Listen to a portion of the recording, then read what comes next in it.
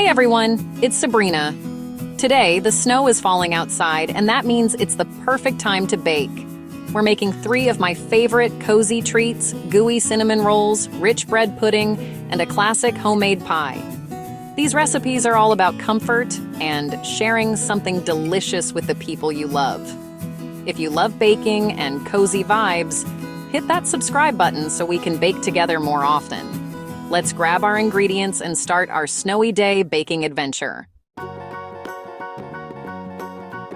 First up, cinnamon rolls. There's just something magical about a pan of warm, gooey cinnamon rolls fresh from the oven. Whether you're making them for a special weekend breakfast, a holiday brunch, or just because you're craving something sweet and comforting, these cinnamon rolls are guaranteed to make your kitchen smell incredible and your heart feel cozy. Nothing beats the smell of these baking on a snowy morning. The aroma of cinnamon and sugar swirling through the air is enough to draw everyone out of bed, no matter how cold it is outside. It's the kind of scent that instantly makes your home feel warmer and more inviting. Start by activating yeast in warm milk with a bit of sugar.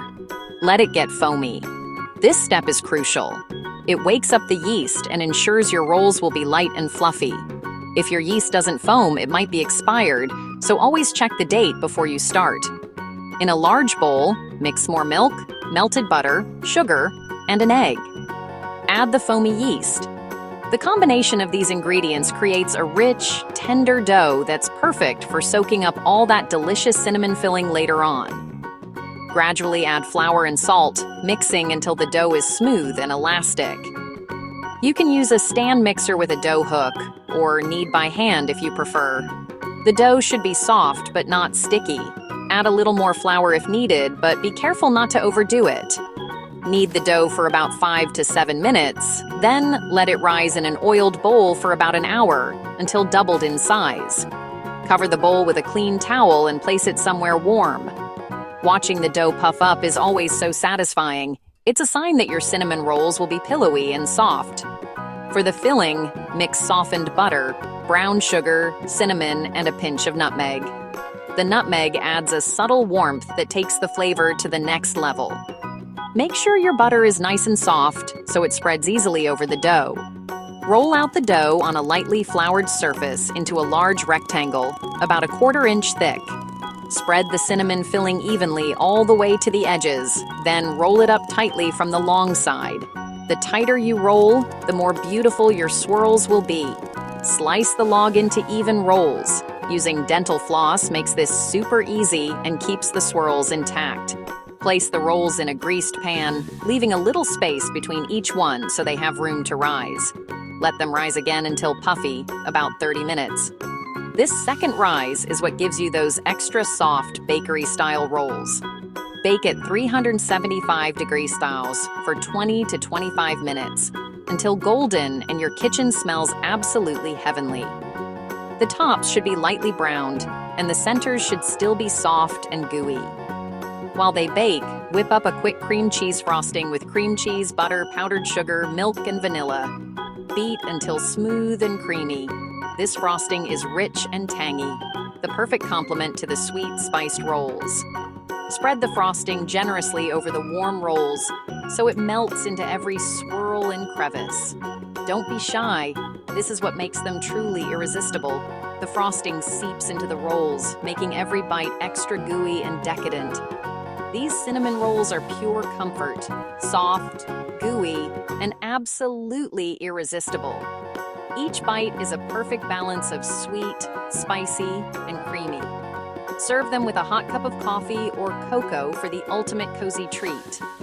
They're sure to become a family favorite, and you might find yourself making them for every special occasion, or just because. If you're loving this, don't forget to subscribe for more cozy recipes. We have plenty more delicious ideas to warm up your kitchen and fill your home with joy. Let's move on to our next treat. Get ready for another recipe that's just as comforting and delicious. Next, let's make bread pudding, a classic dessert that's as comforting as a warm blanket on a chilly day. There's something magical about transforming simple leftover bread into a rich, custardy treat that fills your kitchen with the most inviting aroma. Whether you're baking for family, friends, or just yourself, this recipe is sure to bring a little extra warmth to your home. Bread pudding is a delicious way to use up leftover bread, especially when it's a bit past its prime. Instead of tossing those extra slices, you can give them new life in this cozy dessert. It's a wonderful way to reduce food waste and create something truly special from what you already have on hand. Start by cubing about 6 cups of slightly stale bread. Brioche, challah, or even a rustic country loaf all work beautifully. Place the cubes in a greased baking dish, spreading them out evenly so every piece gets a chance to soak up the custard. In a large bowl, whisk together 4 eggs, a generous half cup of sugar, a pinch of salt, 2 cups of whole milk, and a cup of heavy cream. Add a splash of vanilla extract, a teaspoon of cinnamon, and a pinch of nutmeg for that classic cozy flavor. The combination of eggs and dairy creates a silky custard that's the heart of this dessert. Pour the custard mixture evenly over the bread cubes, making sure every piece is well coated. Use a spatula or the back of a spoon to gently press the bread down, encouraging it to soak up all that delicious custard. This step ensures your pudding will be moist and flavorful all the way through. Let the bread pudding sit for 20 to 30 minutes at room temperature. This resting time allows the bread to fully absorb the custard, resulting in a creamy, tender texture once baked. If you have the time, you can even let it soak a bit longer for an extra decadent result. For a little extra flavor and texture, sprinkle in some raisins, chocolate chips, or chopped nuts. These add-ins are totally optional, but they make each bite a delightful surprise. You can even mix and match based on what you have in your pantry. Before baking, sprinkle the top with a mixture of cinnamon and sugar. This creates a sweet, crunchy crust that contrasts beautifully with the soft, custardy center. It's a simple touch that makes the pudding extra special. Bake your bread pudding at 350-degree Aste for 45 to 55 minutes, or until the top is golden brown and the center is just set. The edges should be slightly crisp, while the inside stays soft and luscious. Your kitchen will smell absolutely amazing as it bakes. Once it's out of the oven, let the bread pudding cool for about 15 minutes. This helps it set up a bit, making it easier to serve while still keeping that irresistible warmth. Serve your bread pudding warm, topped with a generous dollop of whipped cream, a scoop of vanilla ice cream, or a drizzle of caramel sauce. Each topping adds its own layer of indulgence, making this dessert truly unforgettable. Bread pudding is humble, nostalgic, and so comforting. It's the kind of dessert that brings people together, sparking memories of family gatherings and cozy winter nights. Every bite is a reminder that the simplest ingredients can create the most heartwarming treats. This is the perfect dessert for a snowy day, when you want something warm and satisfying to enjoy while watching the flakes fall outside. It's a true winter classic. If you're enjoying these cozy recipes and want more delicious ideas for your kitchen, don't forget to hit subscribe. You'll never miss a new video, and you'll always have inspiration for your next baking adventure. Now, let's finish with our showstopper pie, a dessert that's sure to impress and bring even more warmth to your table. For our grand finale, we're making a classic apple pie. Nothing says winter comfort like this. Imagine the aroma of cinnamon and apples filling your kitchen as snow gently falls outside. This pie is more than just a dessert. It's a celebration of the season, a warm hug on a chilly day, and a tradition that brings everyone together around the table. Start with an all-butter pie crust. This is the foundation of a truly great pie. In a large bowl, combine flour, a touch of sugar, and a pinch of salt. Add cold, cubed butter, and use your fingertips or a pastry cutter to work it in until the mixture resembles coarse crumbs. The key is to keep everything as cold as possible so your crust turns out flaky and tender. Next, drizzle in ice water, a tablespoon at a time, gently mixing after each addition. Stop as soon as the dough just comes together. Don't overwork it, or your crust could turn tough. You want to see little bits of butter still visible in the dough. That's what creates those irresistible layers. Divide the dough in half, shape each piece into a disc, and wrap them tightly in plastic wrap. Chill for at least an hour. This rest time allows the gluten to relax and the butter to firm up, making the dough easier to roll and helping prevent shrinkage in the oven. While the dough chills, prepare your filling. Choose a mix of tart Granny Smith and sweet Honeycrisp apples for the perfect balance of flavor and texture. Peel, core, and slice the apples evenly so they cook at the same rate. Toss the apple slices with a squeeze of fresh lemon juice to brighten the flavors and prevent browning. Add sugar, a bit of flour to thicken the juices, and a generous sprinkle of cinnamon, nutmeg, and allspice. These warming spices are what make this pie taste like winter in every bite.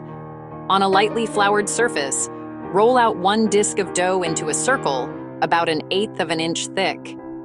Carefully transfer it to your pie plate, gently pressing it into the corners and letting the excess hang over the edges. Pour in the apple filling, mounding it slightly in the center. Dot the top with small pieces of butter. This adds richness and helps create a luscious, glossy filling as the pie bakes. Roll out the second disc of dough for the top. You can keep it simple with a solid crust and a few steam vents, or get creative and weave a beautiful lattice. Either way, this step is your chance to add a personal touch. Trim any excess dough, then crimp the edges to seal.